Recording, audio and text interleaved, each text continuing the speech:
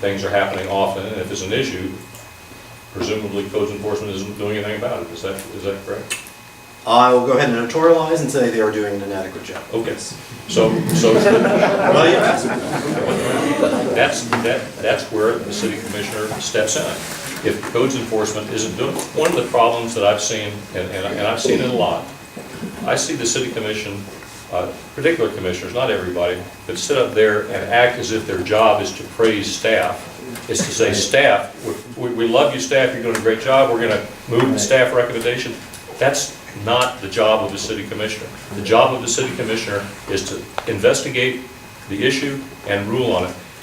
All the city commissioners now, you probably see, have iPads, but they don't have backup material. They don't know anything about what's going on. That's got to change.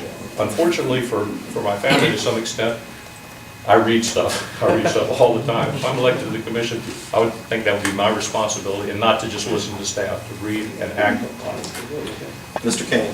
Well, first of all, what I would say on this issue, number one, code enforcement.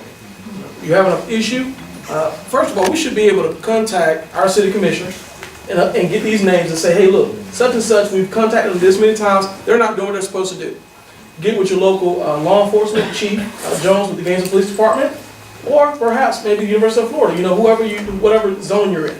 So get with them and say, look, we're having these issues.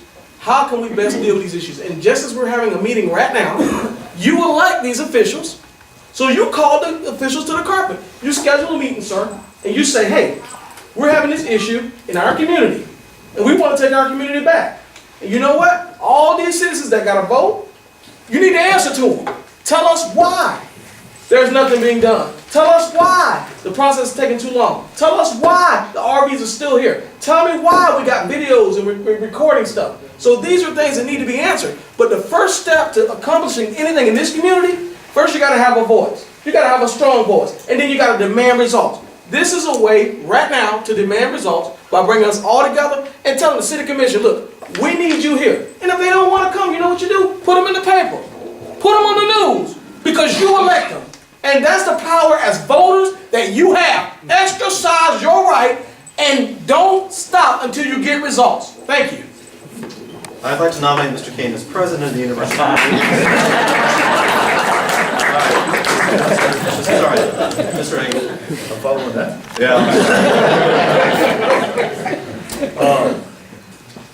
Codes enforcement seems to be the popular answer, and codes enforcement is a great idea, but that is kind of a reactive and after the problem's already occurred. I mean, to look at the root of it, and I don't want to sound like a broken record here, but if these single-family neighborhoods are starting to fall apart, why is that? As people move away, and abandon these neighborhoods, that's when these type of issues start coming in. That's when you've got absentee landlords. That's when you've got management companies that are buying areas up that aren't invested in the neighborhood and don't really care one way or the other what the climate of the neighborhood is. And ultimately, it comes back to me to the people can't find decent jobs. This is not where they're going to stay and raise a family and buy a home and be part of a neighborhood. That ultimately, if you graduate from the university, you graduate from high school here and leave, go off to find some other place, that house gets rented out to somebody else. It's to have a decent job and to have some type of financial security here. That's what keeps families here. That's what keeps neighborhoods together. That's what keeps people invested in the community. And until we get residents that want to stay here long term and want to raise their families here, this is going to continue to be a problem regardless of how good your codes enforcement is. Ms. Lutz. Thank you. I think this is the solution. The solution is, first of all, education. We have a wonderful Realtors Association here. We have many people sitting next to me, across from me, who are involved in it. And I think that a thorough education of all of us, as when we buy, help somebody list a home or buy a home in the area, we need to know what the codes are. We need to know whether it can have renters in it, can't have it, and so we can do that. Then the neighborhoods. We have a wonderful example on our street where we have worked together to bring in people, when we find out somebody would like to live near the university, we go out and encourage them to come in. When people come in as renters, we go and say hello. We go and talk to them and let them know that there's certain expectations and ask them, have they been explained these expectations? Some of these young people have never heard of the rules. Some of them don't know that there's only 3 unrelated. So our best thing is working together, communicating, and if we can't, we go to codes, and if we can't, you come to your wonderful commissioners. We help. Thank you. Ms. Lavella. Thank you. Yes, as a Realtor, again, it is our job to help give the information out. But code enforcement can only do so much.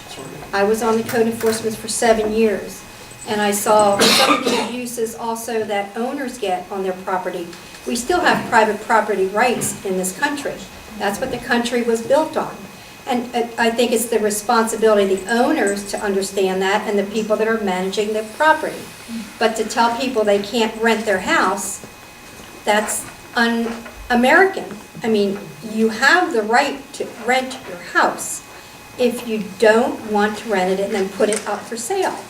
But to tell people they can't rent it, I've been on a lot of the committees for the city commission, and we had an issue come up, I think Dr. Goldstein was there possibly, about the RV parking and things like that.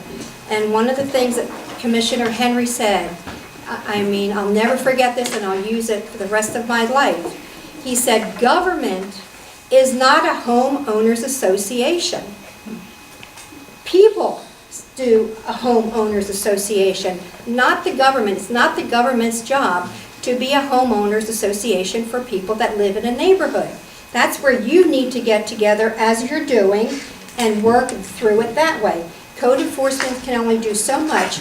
And just a footnote, code enforcement gets over $1 million a year on their landlord permits. So they are making money on landlord permits. Thank you very much. Okay. Question 3.